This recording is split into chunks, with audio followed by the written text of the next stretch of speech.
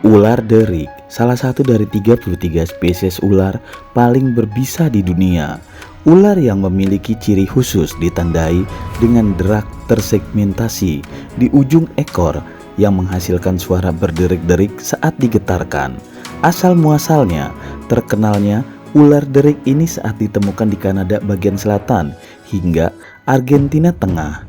Sejak itulah orang mengenal ular derik dan tahu bagaimana mengerikannya ular ini. Tetapi jumlah paling mengerikan ular derik ini keanekaragaman jenisnya juga ketika ditemukan di gurun Amerika Serikat pada bagian barat daya dan Meksiko bagian utara. Jumlah yang sangat banyak ini membuat ular ini sangat mengerikan keberadaannya. Berbeda sebagaimana ular lainnya seperti kobra, di mana keberadaan mereka tidak banyak sebanyak ular derik ini. Ular derik dewasa biasanya memiliki panjang bervariasi hingga 2 meter. Tetapi walau tidak banyak, beberapa ular derik tua dapat tumbuh hingga 2,5 meter.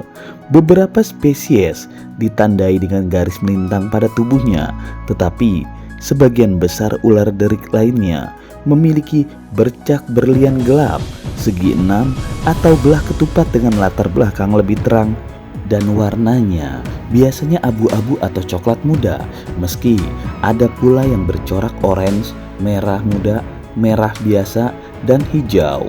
Spesies yang paling umum di Amerika Utara adalah ular derik kayu. Di Amerika Serikat bagian timurnya, ular derik padang rumput. Sedangkan di Amerika Serikat bagian barat dan timur, ular derik punggung berlian. Semua yang ada di Amerika umumnya tergolong ular derik terbesar di dunia daripada ular derik dari wilayah lain. Semuanya ada 26 spesies yang semuanya termasuk ular derik paling berbahaya di sana.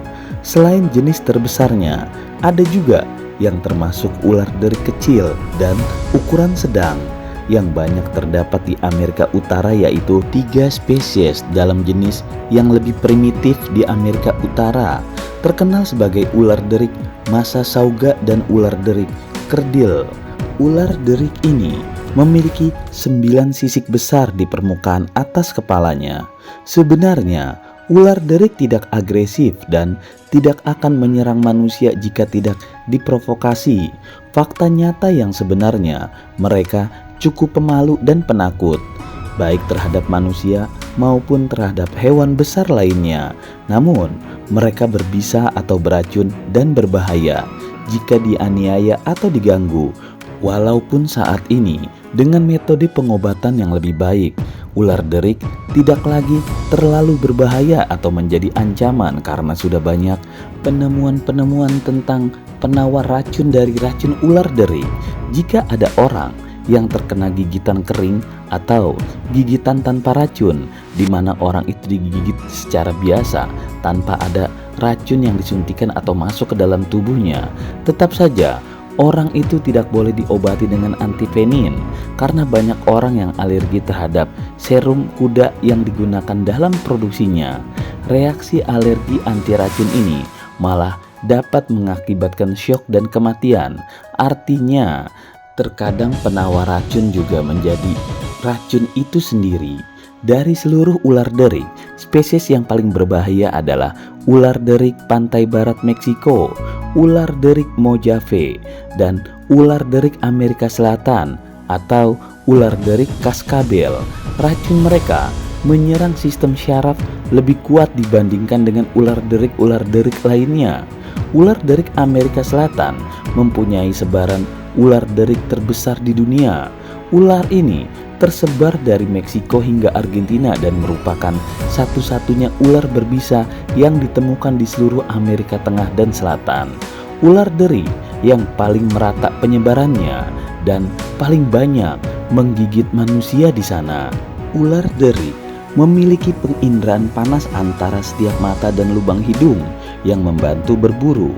Lubang-lubang tersebut memberi ular penglihatan panas stereoskopis yang memungkinkan mereka mendeteksi secara akurat, menyerang target hidup dalam kegelapan total. Kebanyakan ular derik hidup di habitat gersang dan aktifnya di malam hari. Bersembunyi di siang hari tetapi muncul di malam hari saat senja untuk berburu mangsa. Dan sebagian besarnya terdiri dari mamalia kecil, terutama hewan-hewan pengerat seperti tikus dan lainnya. Ular derik muda dan kecil sebagian besar memakan kadal. Seekor ular derik memiliki taring yang sangat mencolok. Bentuknya seperti jarum suntik yang melengkung. Pada bagian atasnya memiliki saluran racun. Inilah yang paling berbahaya kalau sudah tergigit dengan ular derik ini. Dan seperti reptil lainnya, ular derik tidak tahan terhadap panas dan dingin yang ekstrim.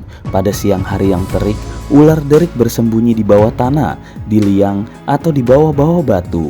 Saat musim kawin, yaitu biasanya terjadi pada musim semi, pejantan akan kawin dengan betina, lalu kemudian mereka berpencar dari lokasi sarang untuk menghabiskan musim panas di pedesaan-pedesaan atau tepi-tepi hutan di sekitarnya. Pada musim gugur, mereka semua kembali ke sarang yang sama lagi.